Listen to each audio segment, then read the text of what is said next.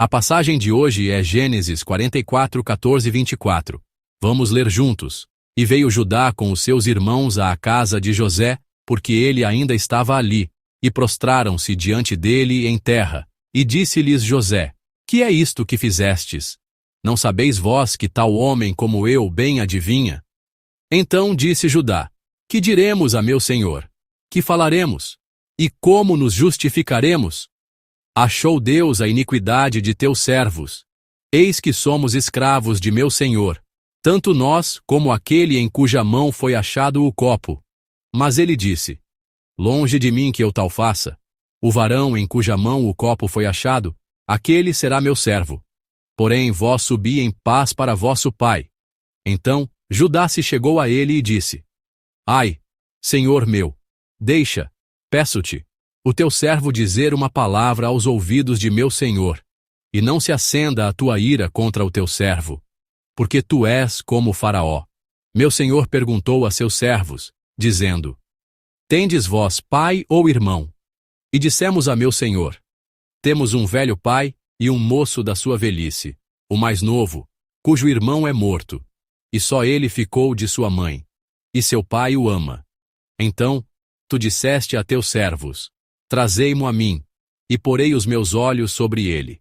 E nós dissemos a meu senhor: Aquele moço não poderá deixar a seu pai. Se deixar a seu pai, este morrerá. Então tu disseste a teus servos: Se vosso irmão mais novo não descer convosco, nunca mais vereis a minha face. E aconteceu que, subindo nós a teu servo, meu pai, e contando-lhe as palavras de meu senhor, Amém. Os irmãos de José partiram novamente em direção à terra de Canaã. Contudo, essa jornada não durou muito. Embora estivessem a caminho de volta para seu pai Jacó, após comprar cereais no Egito, tiveram que dar meia volta e retornar. Eles haviam encontrado José e até mesmo comido com ele, mas ainda não haviam reconhecido seu irmão. José não simplesmente os deixou ir. Ele armou uma cilada, colocando sua taça de prata no saco de cereais de Benjamim, para que parecesse um roubo. O servo de José os perseguiu com esse pretexto. Ao encontrar a taça de prata de José no saco de Benjamim, os irmãos não tiveram outra escolha senão interromper sua jornada e voltar para a cidade onde José estava. Esta cena de fugir e ser perseguido até ser encontrado é algo que já vimos antes ao meditar em Gênesis. Foi exatamente assim quando Jacó saiu da casa de seu tio Labão. Raquel havia roubado os ídolos da casa de Labão, e por isso Labão perseguiu Jacó. Claro, a razão de Labão para perseguir Jacó não era apenas a questão dos ídolos. Havia também o sentimento de que Jacó lhe roubara os rebanhos e o desejo de que ele continuasse cuidando de suas ovelhas, pois sempre prosperava, mesmo trabalhando quase de graça. Provavelmente seu tio Labão também queria que ele permanecesse ao seu lado. Há também diferenças em relação à fuga de Jacó da casa de seu tio Labão. Primeiramente, Raquel realmente roubou os ídolos, mas não foi descoberta, enquanto Benjamim não roubou a taça de prata, mas foi pego. Aquele que realmente roubou não foi pego e escapou, mas aquele que não roubou foi pego e forçado a voltar. Assim, embora certas ações certamente tenham consequências, nem sempre um resultado é fruto de uma causa específica. Existem muitas variáveis no meio, e aquele que lidera e governa essas variáveis é o nosso Deus. Por isso, há casos em que alguém rouba e não é pego, e casos como este, em que alguém não rouba, mas é pego. Essas situações sempre existem em nossas vidas. Aprendemos que nossa vida não flui de acordo com regras fixas, mas sim de acordo com a soberana orientação de Deus. Em Gênesis, há muitos casos em que eventos semelhantes se repetem com personagens diferentes. Entre os patriarcas, houve casos em que mentiram, dizendo que a esposa era a irmã. Também há casos repetidos em que a linhagem foi mantida através de relacionamentos com noras ou filhas. É importante não interpretar cada evento com a mesma perspectiva, mas sim aprender a lição de que Deus opera de diferentes maneiras, de acordo com cada situação. Então, por que José armou tudo isso? Porque ele não simplesmente deixou seus irmãos irem, mas os envolveu em um incidente semelhante a uma armadilha, colocando a taça de prata no saco de Benjamim. A razão para isso parece ser, em primeiro lugar, que ele não queria deixar Benjamim ir embora. Além disso, ele queria ver como seus irmãos se comportariam em relação a Benjamim. Se os irmãos não protegessem Benjamim, se não o defendessem, mas o abandonassem como um ladrão para se salvarem, na verdade, não seria ruim para José. Se os irmãos tivessem agido assim, José imediatamente tiraria Benjamim do meio daqueles irmãos perversos e o faria viver com ele no Egito. No entanto, o que mais despertava a curiosidade de José era a atitude de seus irmãos. Ele provavelmente estava muito curioso para saber se os irmãos deixariam Benjamim levar a culpa sozinho ou se, diferentemente do passado, eles o defenderiam. Anteriormente, quando o próprio José foi vendido para o Egito, nenhum de seus irmãos se levantou para intervir. Todos foram agressores, instigadores e cúmplices, e, portanto, coniventes. Nenhum deles tentou impedir ou ficou do lado de José. Embora Judá tenha dito para não o matarem, ele desempenhou um papel de liderança ao vendê-lo como escravo. E, depois que tudo aconteceu, Rúben apareceu tarde demais.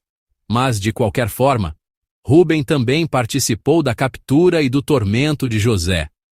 Naquela época, como os irmãos viam José?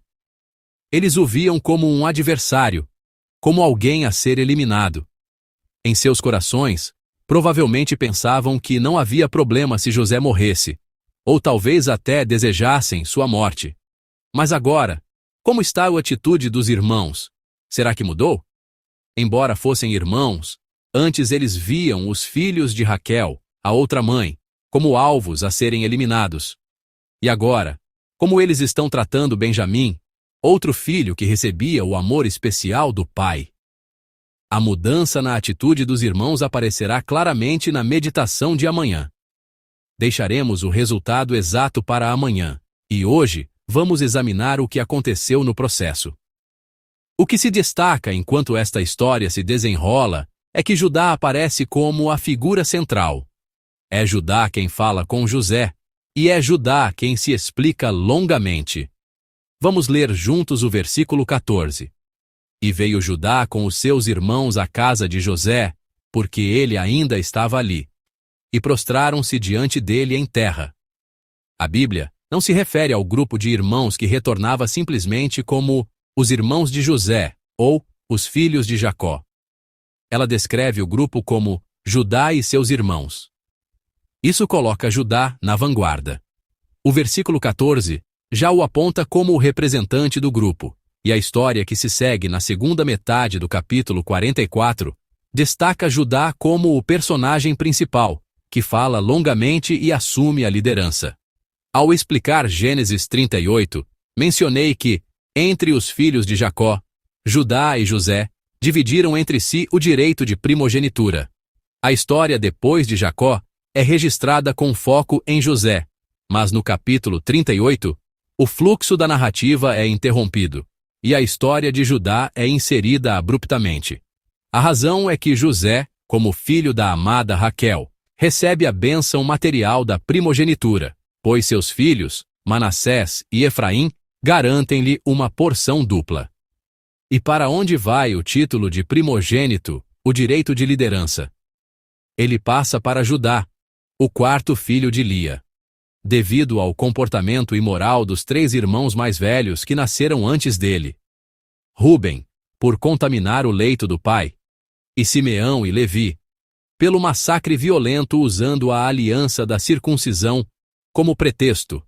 O direito de primogenitura, em termos de liderança, é delegado a Judá. No texto de hoje, Judá está agindo de uma maneira que o torna digno desse título. Embora tenha cometido um erro grave no passado com José, ele agora toma a iniciativa para não cometer o mesmo erro com Benjamim. É muito importante aprender lições como esta ao longo da vida. Muitas pessoas, Depois de cometerem um erro, não o corrigem. É muito comum tropeçar no mesmo ponto, ou repetir o mesmo erro.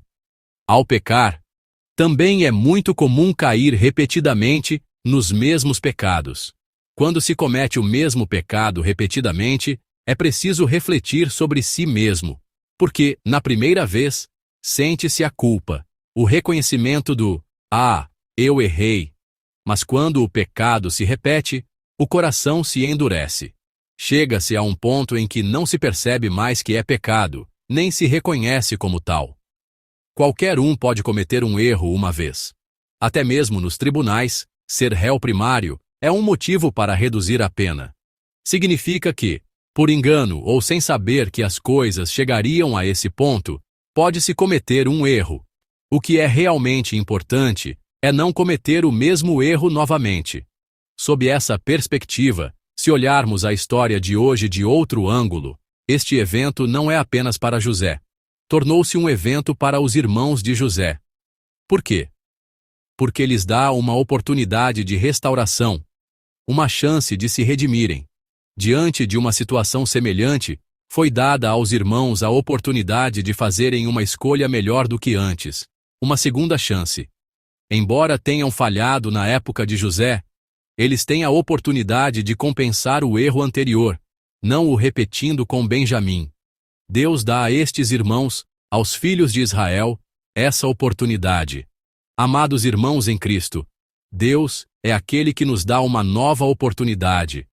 Portanto, não parem só porque cometeram um erro. Se desistirem de tentar novamente após um fracasso, isso sim é o verdadeiro fracasso.